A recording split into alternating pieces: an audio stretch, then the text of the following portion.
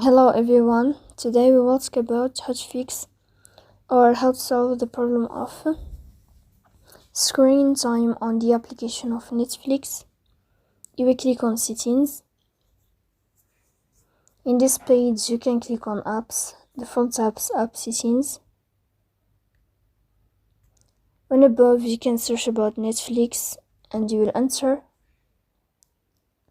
Then you can click on first stop and you can click OK. After that you will enter to the window of storage. Here you can click clear cache. Don't click clear data because that can delete your account. In the end you can turn off your phone and you can turn on your phone again to fix that problem. So please don't forget to support us by like and subscribe. See you next time in another video and thank you for your attention.